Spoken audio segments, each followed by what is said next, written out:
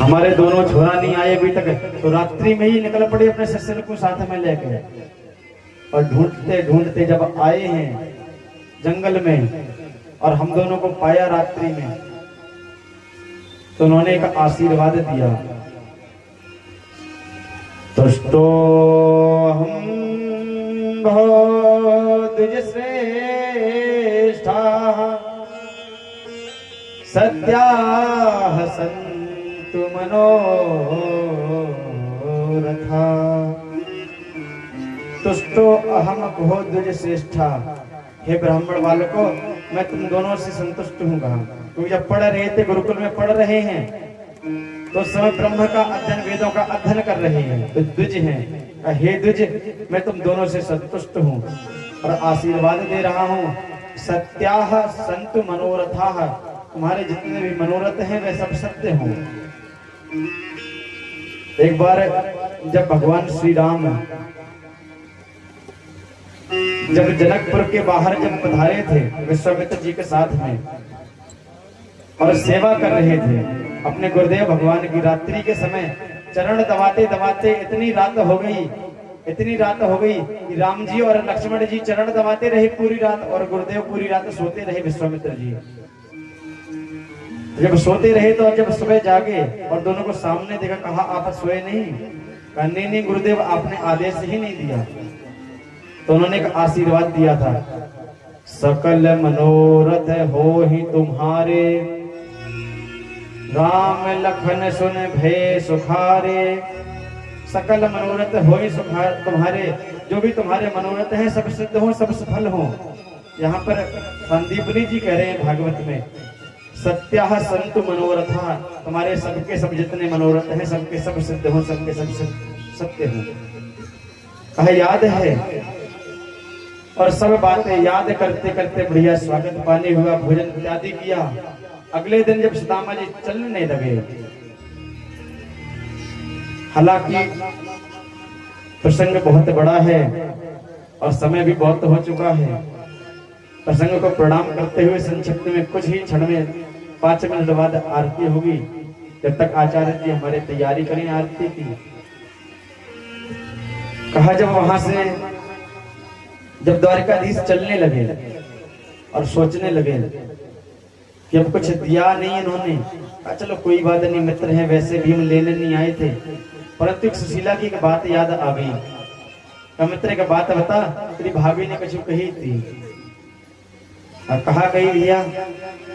तेरी भाभी ने एक बात कही थी, एक माह 2 पाख में 2 एकादशी होए, सो प्रभु दीन दयाल ने नित्य प्रतिदिन ही मोए। कहा 2 एकादशी आती है ना जो, तो हमारे घर में जब भी बालक कहता है कि माँ कुछ खाने को दे दे, तब उस समय पत्नी यही कहती है कि बेटा कुछ खाने को नहीं है आज। क्यों? आज कुछ खाने को नहीं मिलेगा, क्योंकि आज तो एकादशी है। हे गोविंद, यह एकादशी कब तक चलती रहेगी यह बता दो। ठाकुर जी ने मानो सुदामा जी से नहीं कहा, और मन में एक प्रण कर लिया और कहा,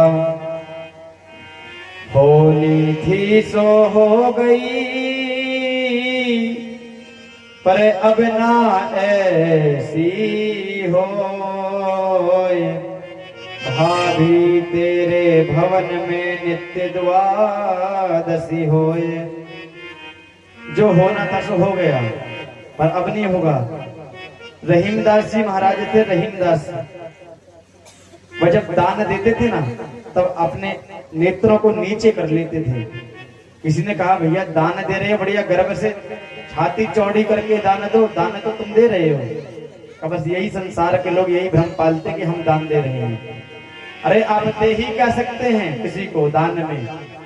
जब तक ऊपर वाले की कृपा नहीं होगी तब तक क्या दान में दे दोगे? रहीमदास जी कह रहे ये मेरा नहीं है कुछ, देनहार कोई और है, भेजत है दिन रैन, लोग भरम हम पर करे ताते नीचे नैन। कोई और देने वाला है, वह दिन रात भेज रहा है, परंतु लोग तो हम पर भ्रम कर जाते हैं और इसीलिए हम अपने मित्रों को नीचे करके दाना देते हैं।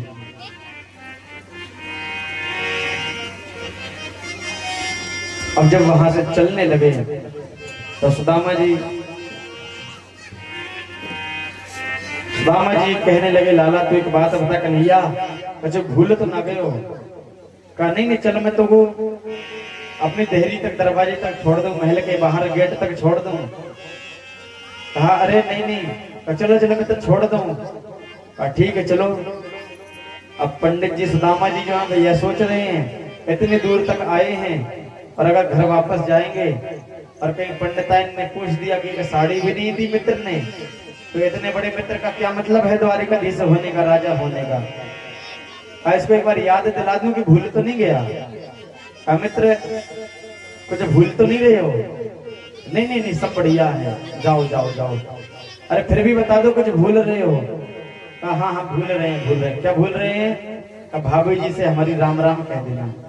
अरे वो तो मैं वैसे भी कह दूंगा, तू कहे मत कहे। और बताओ और कुछ भूल तो ना गए हो? नहीं बाकी नहीं भूलो कुछ। कहा और ऐसो कहिए भाभी जी सब कुशल मंगल से तो है? हाँ सब कुशल मंगल से मैं सब कह दूंगा। थोड़ी दूर चले, कन्हैया तू वापस जा, नहीं तू गेट तक छोड़ दूं। कुछ भूल रहे हो है? भैया कछु ना भूल रहे, तू जा। कन्हैया समझ गए देव वारों का जो है ना, हाथ से कछु ना छूट रहे हो जाके। बोले कछु ना देखो जी। और सुदामा जी चले जा रहे हैं और विचार कर रहे हैं मन में, अरे नहीं दिया तो क्या हुआ? क्वाहं दरिद्रः पापी यान क्वकृष्णः श्री निकेतनः। क्वा अहम दरिद्रः पापी यान, कहा मैं एक दरिद्र गरीब ब्राह्मण निर्धन है। क्वकृष्णः श्री निकेतनः, कहा मैं लक्ष्मीपति। और हम दोनों में ना तो कोई समानता है ना कोई एक जैसा कोई भाव है, पर फिर भी बताओ उस कृष्ण की दयालुता कृपालुता। उसने मुझे गले से लगाया, हृदय से लगाया, अपने सिंहासन पर बिठाया, अपना भोजन कराया, साथ में हाथों से अपने नेत्रों से मेरे अश्रुओं से मेरे चरण धुल दिए। अब बताओ एक बात बताओ, भला उनसे बड़ा कोई अमीर कोई धनवान कौन हो सकता है? सुदामा जी से बड़ा धनवान कौन हो सकता है? साक्षात भगवान जिनके चरणों में बैठे हों, लक्ष्मी भगवान के चरणों में बैठी और भगवान सुदामा के चरणों में बैठे हैं। सुदामा कितना अमीर धनवान है, आज कौन हो सकता है? कौन कहता है सुदामा जी गरीब है निर्धन है? बात समझ में आई? झांकी क्यों नहीं बनवाते? और जैसे ही सुदामा जी घर पर आए और देखा कि विशाल घर बना है, सुदामा मंदिर देख डरे, यहाँ तो थी मेरी टूटी झुपड़िया, अब कंचन महल खड़े। और देख के डर गए। और कुछ देर बाद अंदर सुशीला निकली और आरती की, तब समझ में आया कि अरे और जब पूरी कहानी बताएगी कोई और ने नहीं बल्कि द्वारिकाधीश ने ही एक भेजा था कुबेर को कि जाओ जाकर के बना के आओ महल। और पूरी जो सुदामा जी का घर है जहाँ पर कुटिया थी, पूरी जो सुदामा जी का द्वार है उसको आज नया नाम दिया सुदामापुरी। जैसे द्वारिकापुरी ऐसे ही सुदामापुरी। और आज सभी लोग सुखी से रह रहे हैं। एक यहाँ पर समय भी हो गया है, विराम करें। सुदामा जी भी कहने लगे कोई भरोसा नहीं उसके देने का, ठाकुर के देनो हो तो सो दे चुके विप्र न जानी गाथ, चलते समय गोपाल यू कछु न दीन हो हाथ। और कहा कुछ नहीं दिया उन्होंने आते समय, उसकी लीला परंपार है। आज समय हो गया है और यह कथा होती तो साप्ताहिक है और परंतु यहाँ पर एक विवाह उत्सव भी था तो 9 दिन की कर दी गई है, जिसमें से 2 दिन जो महात्मा के होते हैं उन्हें जोड़ा नहीं जाता, इसलिए 9 दिन का भी विधान है। तो कल उसका विश्राम दिवस है, कल परीक्षित मोक्ष की कथा है। और ऐसा शास्त्रों में वर्णन है कि जैसे हवन करते हैं ना हम और आप हवन, ऐसे ही ये यज्ञ है ज्ञान यज्ञ, और पूर्ण आहुति में अगर शामिल हो जाए तो पूरे हवन का फल प्राप्त हो जाता है, पूरे यज्ञ का फल प्राप्त हो जाता है। ऐसे ही जब कथा का विराम है, जो परीक्षित मोक्ष की कथा, उसकी जो कथा श्रवण करता है, गोविंदम लभते गति में, उसको गोविंद की गति प्रदान होती है, मोक्ष की प्राप्ति होती है।